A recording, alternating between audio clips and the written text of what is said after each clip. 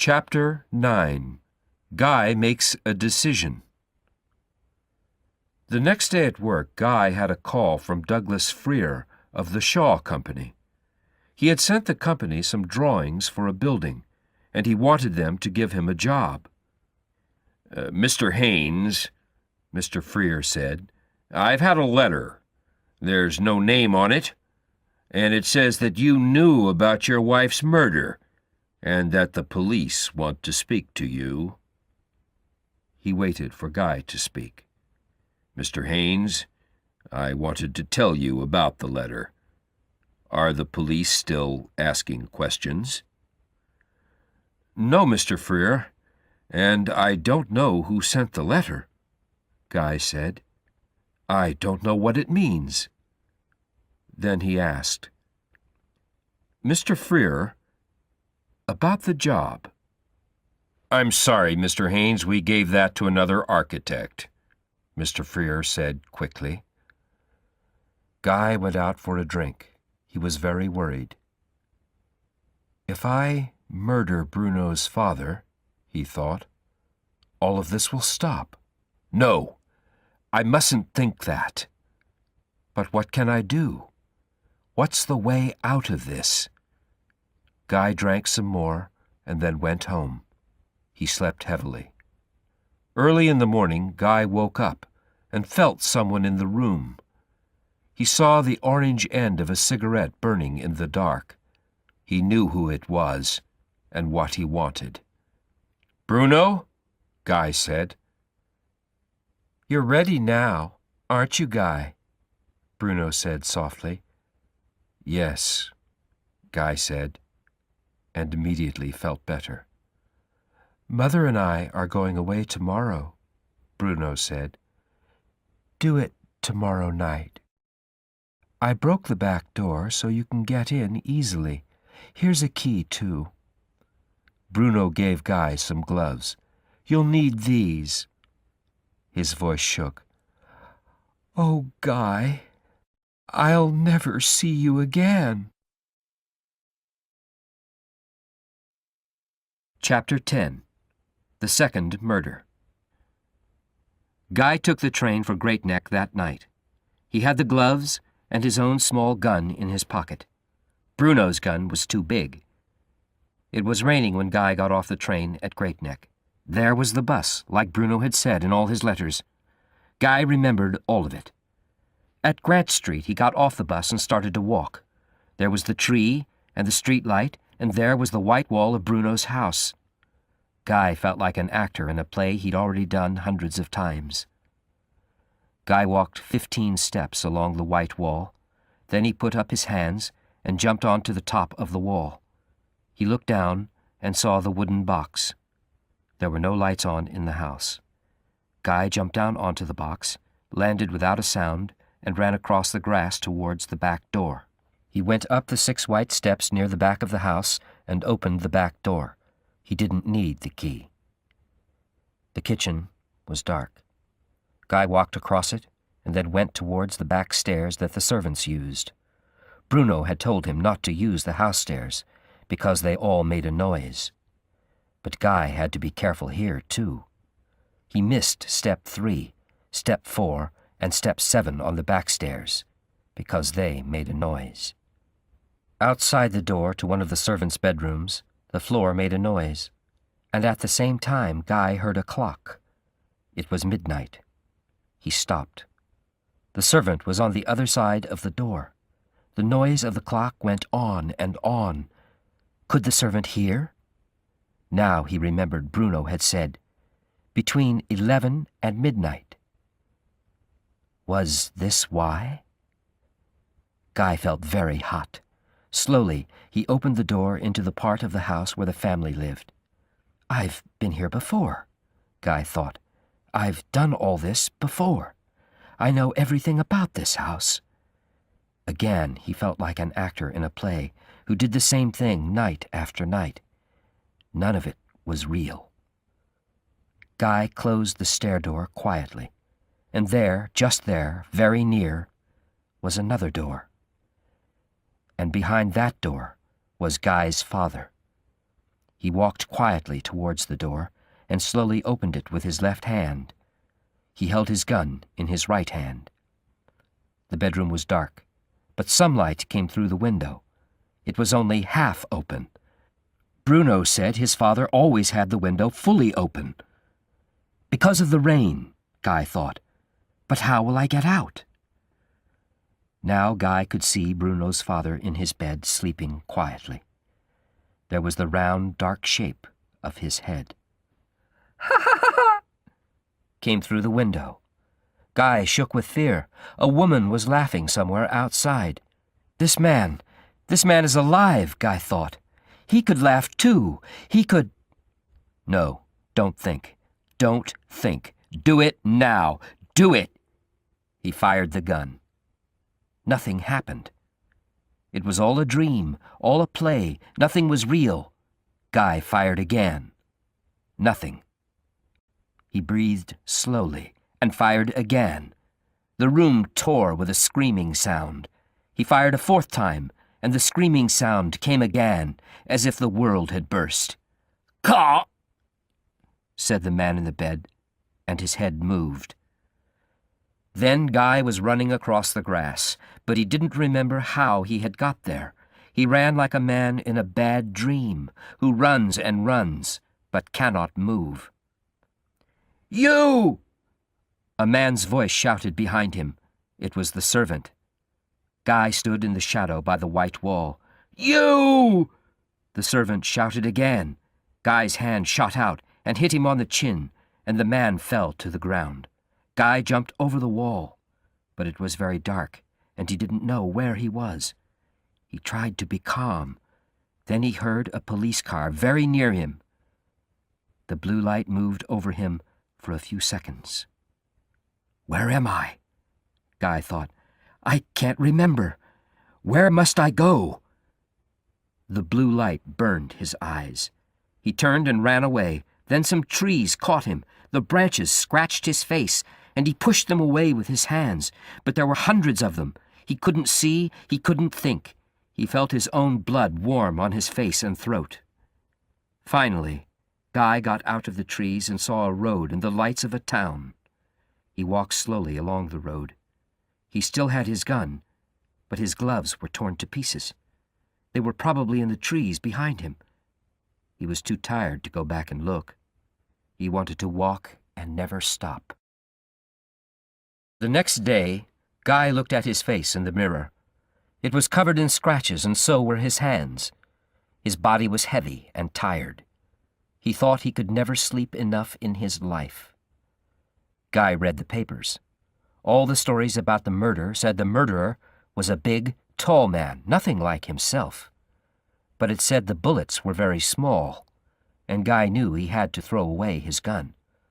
While he was reading, the doorbell rang. "Hello, Guy? Guy? How did—" It was Anne. "Oh, Guy, what happened to your face? Your hands?" "A fight. It was nothing," he said. "In a bar, Anne?" Anne didn't say anything for a few seconds. "But, Guy, that letter, the fight you had in my garden that night, and now this. What's happening?" He felt frightened. Then he started to cry and couldn't stop. Anne put her hand on his shoulder, but she didn't try to hold him. If I tell her the truth, Guy thought, she'll never touch me again. Chapter 11. The detective begins work. Bruno sat and looked at Arthur Gerard, his father's private detective, and thought how ugly he was. Gerard had a fat pink face and little eyes, and he wore a dirty suit. "I'll work on this murder for nothing, Charlie," Gerard said. "I liked your father. I also think this is all very interesting." "I don't care what you think," Bruno said. "You hated your father, didn't you?" Gerard asked. "He hated me." "Tell me about Thursday night again," Gerard said. "I left Mother about 2:45 in the morning. I went to get a hamburger, Then I went to a bar, Clark's, Bruno said. Nobody saw you at Clark's, Gerard said. It was a different bar then, Bruno said. Okay. I want to know who you spoke to, Gerard said. You see, I think it's strange that your father died on the night of the day you left. I think you spoke to someone, and they knew you were going away. I said I don't care what you think, Bruno said. Gerard smiled. All right, Charlie. You can go now, he said. Bruno left Gerard's office angrily, but then he thought about Guy. Gerard was too stupid to find out about him. Guy and me, Bruno thought, were like gods. The next day Gerard came to see Bruno and his mother. Bruno was sitting in the garden. Anything new? He asked Gerard. We found these, Gerard said, and showed Bruno some small pieces of the purple gloves. He looked across the grass. The murderer ran over there, Gerard said. Then he got caught in the branches of the trees on the other side of the wall. These pieces were there. Really? Bruno tried to sound interested. He knew where to go, too. The whole thing was planned. The box next to the wall, the broken back door. Gerard didn't finish. I'll see your mother now. Bruno watched Gerard's fat body walk slowly across the grass. He tried not to think about Gerard, but the man seemed to be everywhere, and a few minutes later he followed Gerard into the house. Do you think Charlie knew about the murder? Bruno heard his mother ask. Yes, I think so, Elsie, Gerard said. Don't you? I'll certainly tell you everything he tells me, Arthur, she said. His own mother! What if she remembered all the stories about Guy from the paper? Suddenly, Bruno felt alone. He wanted to sleep more than anything, but he needed more and more whiskey for that, and he woke up earlier and earlier in the morning. Chapter 12. The Good Man and the Bad Man. Guy had thrown away the big gun, the purple gloves, all the clothes he wore on that night, and his shoes. But he did not throw away his own little gun. He cleaned his flat again and again, especially at night, because he only slept for 2 or 3 hours now. If he did not clean the flat, he tried to work. He had a job to plan a hospital. But how could he do that with so much guilt in him, with so much murder? He was not taking any money for the job. How could he kiss his mother again? How could he talk to his friends? There was only Anne now. He still loved her, but his love for her made him 2 different people. The good man who loved Anne and built hospitals, and the bad man who murdered old men and helped to murder his wife. The new house was ready, and one Sunday Guy and Anne and her parents went to see it. I hear there are lots of ducks and birds here. We could eat some, Anne's father said. Are you good with a gun, Guy? They all looked round the house. It was only a month until the wedding now. We'll sit here every night as husband and wife, Guy thought. How can I do that when I know the things I've done? Guy, Anne said, are you all right? Yes, he said, and laughed too loud. I think you're working too hard, you know, Anne said. Anne and her mother started to make dinner, and her father made some drinks for all of them. What am I doing with these people? Guy thought. They are so good, and I'm so bad. I'm not part of their family, but if I try hard to live with them, that other man inside me, the bad one, will go away. He must. After dinner, Guy and Anne walked together in the garden. It was almost dark. I'm going to get a job with a company of architects in New York, Anne, Guy said. But you have the hospital to do, Guy, she said. That'll take you a year. Is it because you won't take any money for the hospital job? Partly, Guy said, but I just feel like it. I know what the problem is, Anne said. Do you, Anne? Guy asked. Do you? For a minute he wanted her to know everything.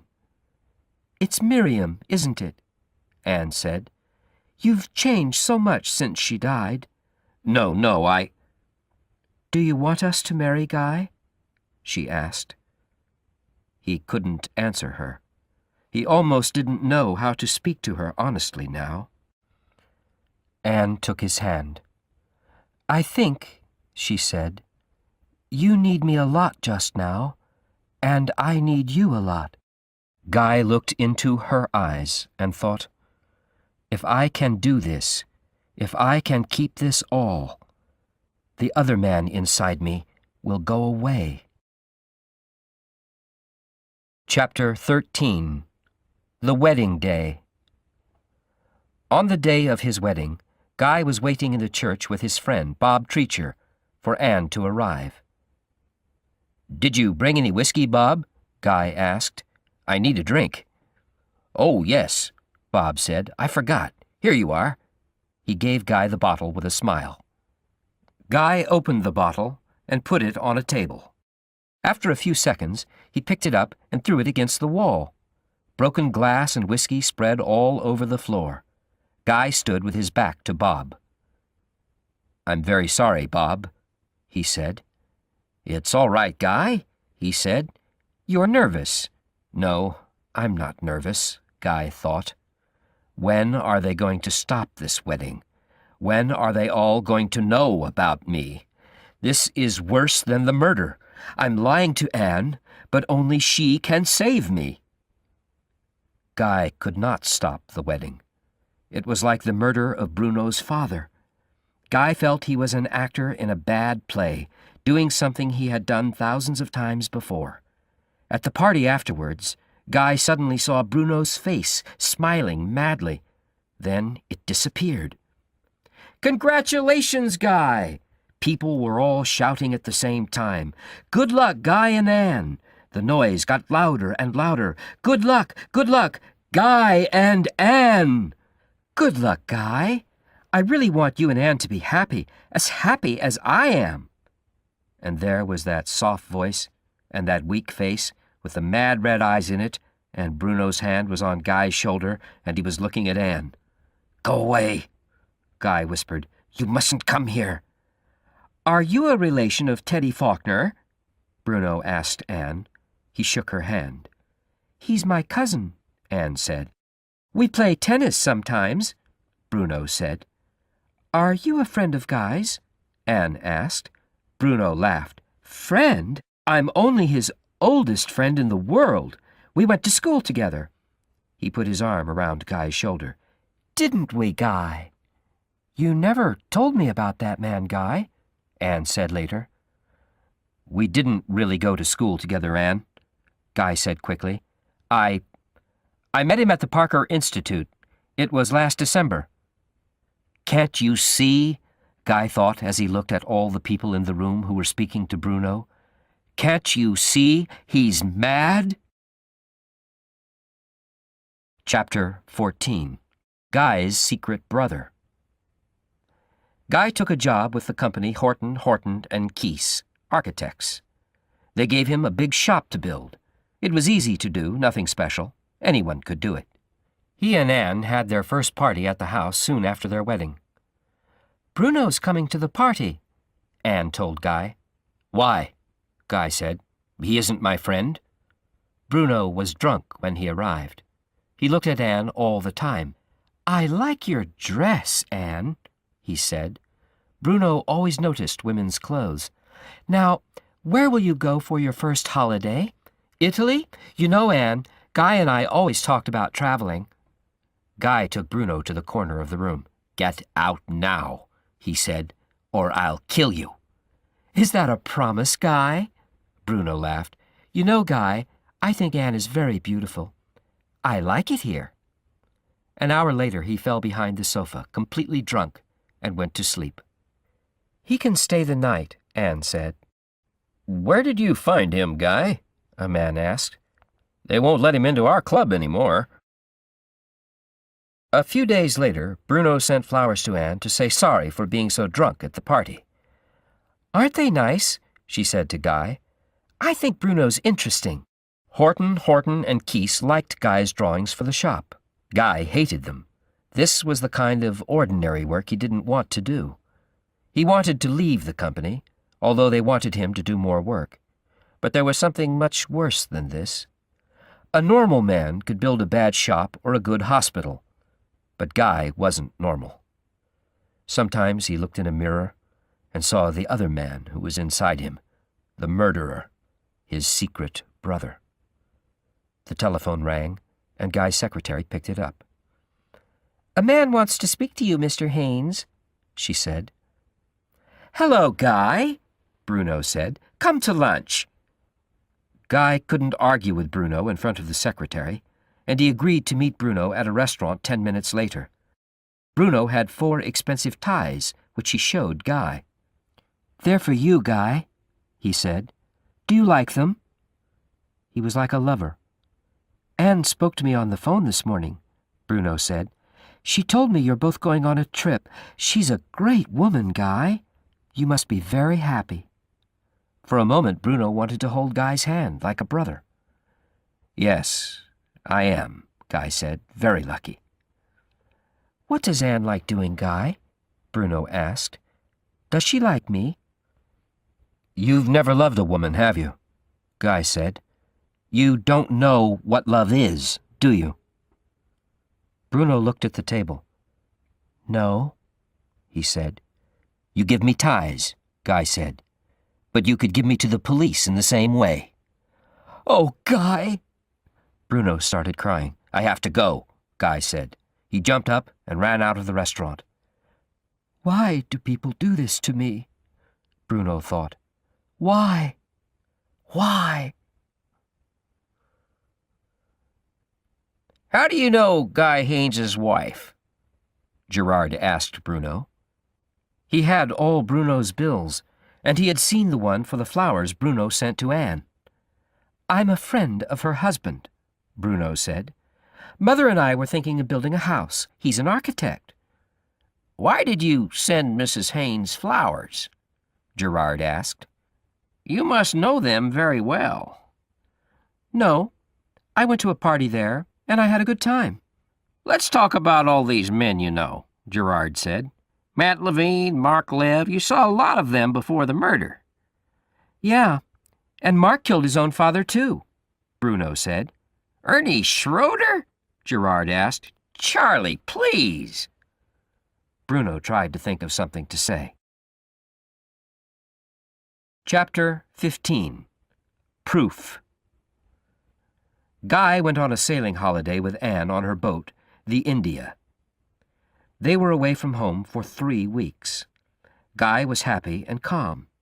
He looked at the clear sky and the blue sea, and the sea made him think of the bridge he wanted to build, a long, white bridge like a pair of wings.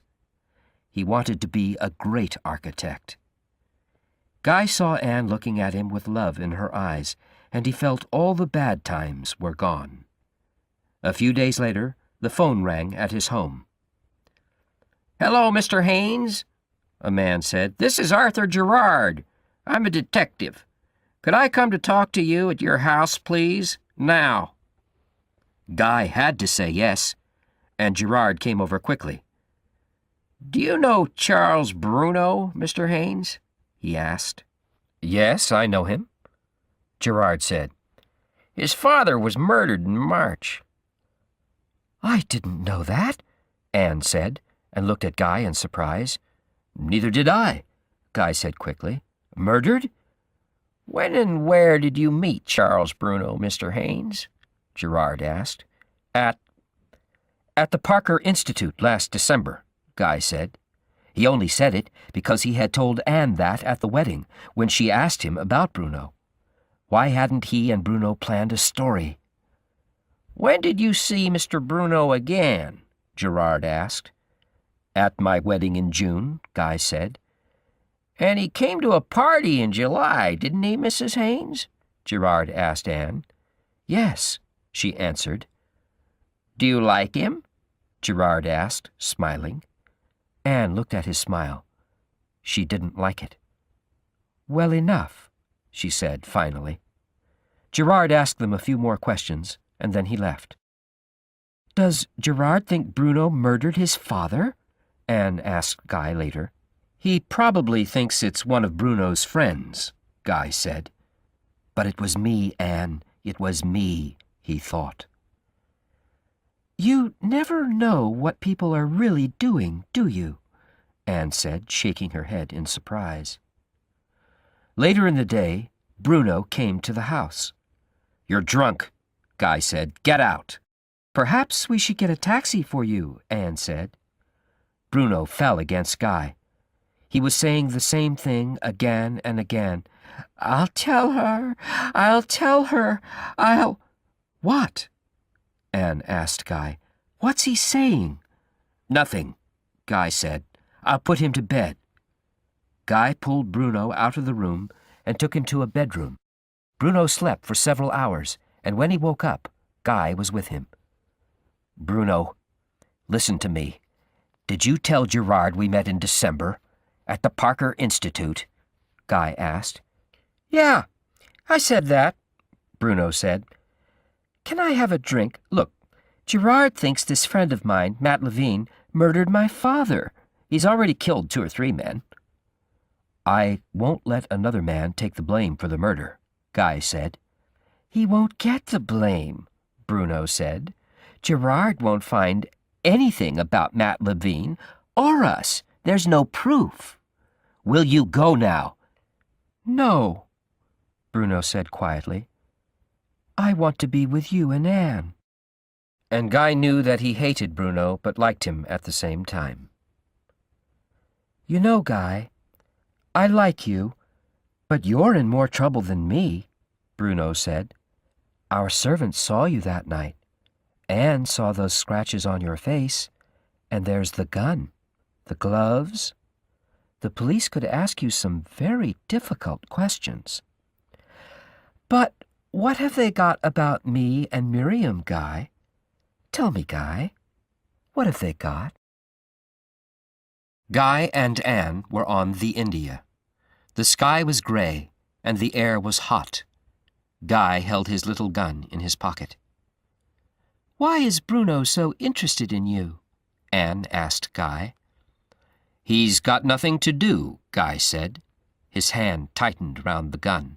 And you met him at the Institute? She asked. Yes. Guy looked into the water. Why is she asking all these questions? He thought. She knows something is wrong. She knows I'm lying, but she doesn't know about what. Guy heard Anne walk away. He quickly took his gun out of his pocket and dropped it into the sea. What was that? Anne was standing behind him. He could think of nothing to say to her.